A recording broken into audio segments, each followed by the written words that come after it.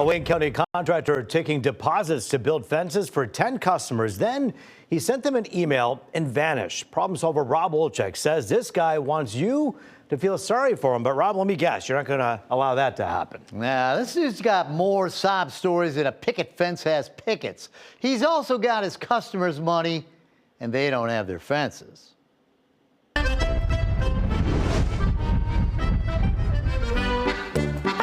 Meet Sad Sack Dan Jones. You can apologize all you want, but it's just bad, man. No, I know. And, like I've apologized to him.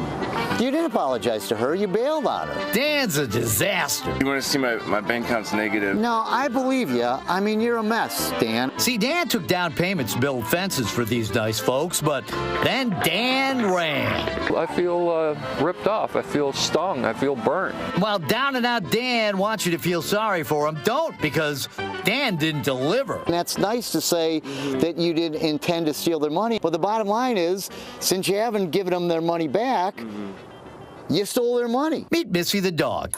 Look out, here she comes. Missy's owner, Mary, wanted a fence to keep her puppy safe. In April, she hired Dan Jones of Jones Brother Fencing.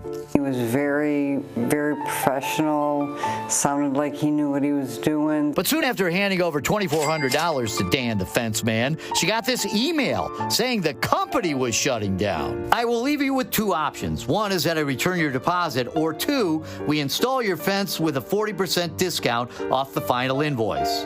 At first, I felt sorry for him. But as she read on, she felt Dan duped her. Unfortunately, I don't know when I can follow through with either option. My best guess is 3 to 6 months. Mary had just paid this guy. Why'd she have to wait 3 to 6 months for a refund?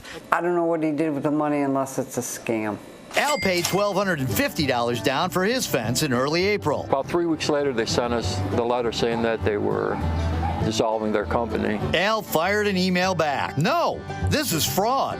When you take money for a service and don't perform those services, it's fraud. Daniel emailed Al. I can guarantee there was no fraud, scam, or foul play in this matter. And that's the last Al heard from Disappearing Dan. Give him the shame, man. Rocket used Jones Brothers Fencing before. Their work is fantastic. We had no problem with that. So last winter, he had Dan Jones come out again. Dan told them, Section there will be like $1,400, and I'll just need half to get the material, and then we'll put you in the books for February. Well, that was it. He come by and got the $700. We never heard from him again. But these aren't the only people who got the shaft. In his email, Fenceman Dan admitted there were 10 customers he'd taken deposits from who were now all up against the wall. Mary and Al tried suing, but the process servers couldn't find Dan at any of the addresses Jones Brothers listed. Rocket's a retired auto worker. He had a UAW lawyer send Dan legal letters. No response. I spent plenty of days sitting in a van watching for Dan. Seems Dan had dashed. About a month ago, I went to Dan's door and spoke to his wife. She told me Dan moved out. I gave her my card and told her to have Dan call me, but he never did. Finally, last week, Dan answered the phone. I'm taping this for a broadcast, just to let you know. Absolutely, I understand. I've actually wanted to be in contact with you, and I'm glad you called. Gladness quickly turns to sadness. The work's been hard to get, you know? Mm-hmm. It's tough, man. I'm not a bad person. It's just fucking life happened, man. Dan claims he's back doing a fence job for free for a lady in Livonia he owed several $1,000s to. I drove by her house, and like the guilt and the shame, it's tough, man. I'm just one guy, man. It was eating at me. I'll be real honest. I know you're recording. I'm a recovering drug addict. I was clean for several years. All this started to happen. I started using again, but I'm already clean again. It was like a little month slip up. The next day, my cameraman lucks out and finds Dan in Livonia. And a day after that, Dan the man gets to meet Rob the reporter. Hey, Dan. Oh, Jesus. Rob Wolchek from Fox 2. I was just going to call you, actually. So have you contacted any of these people that I've talked to? Al Stacco? I have not. They're real mad. They want to serve you. What about Mary Moriel? She's a nice lady in, I think, Garden City. So like I said, she has a real cute dog, and she wanted the fence for her dog. Yeah. And you bailed on her. Yeah, I did. You know, I went through some hard times, and I handled it incorrectly, and I should have did that a whole different way.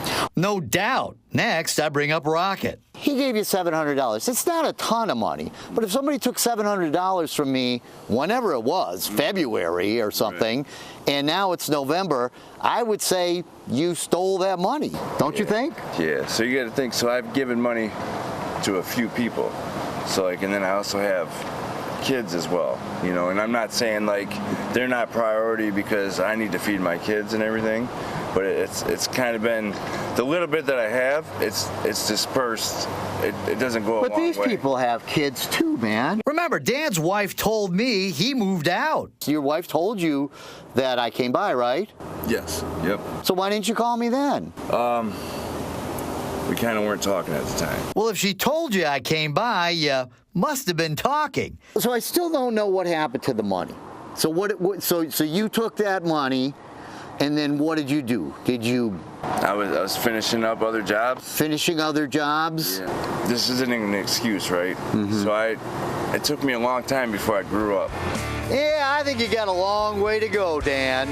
You're in the Hall of Shame. Now, Dan promised to contact his victims after we met. Of the 3 I spoke with, he'd only emailed 1, and that was just to apologize. I hope he gets his life together, but what I really hope is that he somehow comes up with the money to pay his customers back. You know, hard luck story guy, you know, and sad, and oh, I'm so sorry, and all this kind of stuff, and the drug addiction and all this kind of stuff. Hey, you took money from people back in the spring. They were waiting to have their fences built in the spring, and then you didn't do the job. So I'm not really interested in any of his excuses. Well, what I find interesting is you pointing out that, yeah, I get it. You have kids, you have a family, you're struggling. The people that were ripped off have kids, have families, and are struggling. Yeah, we it's all, the same thing. Hey, life is hard, man. Yeah. I get it. Nobody takes money from people and doesn't do the job and not have to be responsible for it. So he made some bad decisions, and I guess that's the way it goes. Well, the last time someone tries alligator tears with our own Rob Wolchek. Thanks for that latest Hall of Shame. Thanks Rob.